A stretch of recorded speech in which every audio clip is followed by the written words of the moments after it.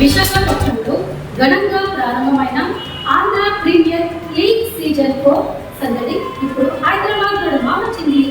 ACA BDCA అంతర్జాతీయ cricket స్టేడియంలో జరిగిన ప్రారంభ కార్యక్రమానికి కేంద్ర మంత్రి Rammohan Naidu, Tollywood star hero victory Venkatesh ముఖ్య అతిథులుగా హాజరై ట్రోఫీ ఆవిష్కరణ చేశారు.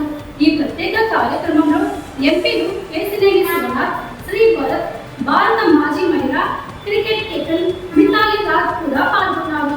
సంగీతం, డాన్స్ మరియు డ్రోన్ షోలతో అలంకరించిన ఈ కార్యక్రమం పెద్ద హంగామాగా జరిగింది. 7 జట్ల మధ్య జరిగే ఈ సీజన్లో మొత్తం 25 మ్యాచ్లు, వాటిలో 21 లీగ్ మ్యాచ్లు, 4 ప్లేఆఫ్ కూడా ఉన్నాయి.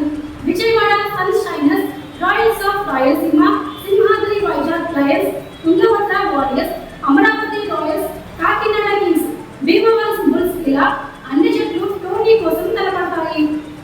ఐపీఎల్ మాదిరిగానే రాష్ట్ర స్థాయిలో నిర్వహిస్తున్న ఏపీఎల్ యంగ్ క్రికెటర్లకు అంతర్జాతీయ ప్రాతినిధ్యం సాధించడానికి మంచి వేదికగా నిలబడుతుంది. ఉచిత ప్రవేశం కలిగిన ఈ మ్యాచ్లను సోనీ స్పోర్ట్స్ ఛానల్లో ప్రత్యక్ష ప్రసారం చేస్తాను. DLS సాంకేతికతను కూడా ఇందులో ప్రవేశపెట్టడం విశేషం. ఈ సీజన్ విజేత జట్టుకు 35 లక్షలు, రన్నర్ జట్టుకు 20 లక్షల నగదు బహుమతులు ఇవ్వబడతాయి.